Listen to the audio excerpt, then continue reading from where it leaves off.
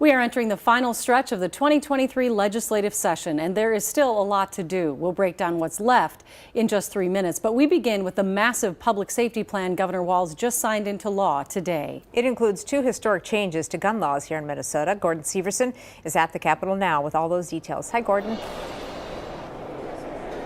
Hi, yeah, these 2 gun laws, the universal background checks and the red flag law, have been talked about and debated for years here at the state capitol. And today they are officially state law after the governor signed them into law. But it wasn't easy to get to this point. In the House, it was a 9-hour debate. In the Senate, 10 hours. And a leader with the Democrats says that he didn't even know if he had enough votes to pass this bill until they got on the Senate floor and started voting.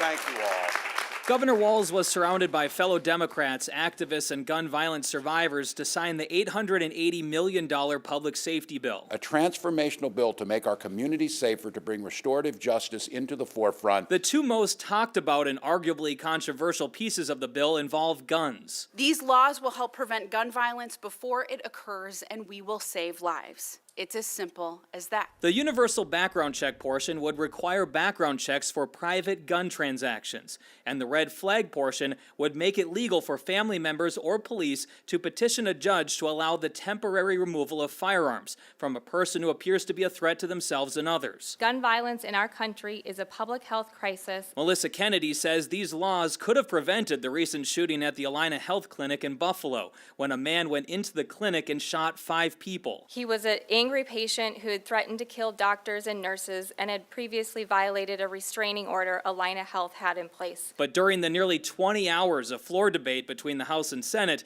Republicans argued these laws only address the gun, a tool, and not the shooter who uses it. We seem to want to blame the weapon and not the person that is pulling the trigger to do bad things. This is a bad bill that actually coddles criminals. It infringes on the rights of law-abiding gun owners. Gun rights groups have also vowed to challenge the bills in court, but for now, they're officially Minnesota law. Minnesota's a better state.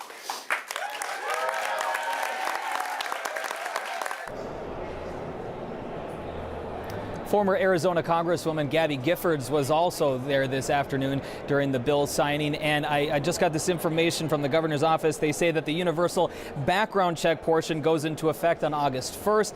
The red flag portion doesn't go into effect until January 1st of next year. Back to you.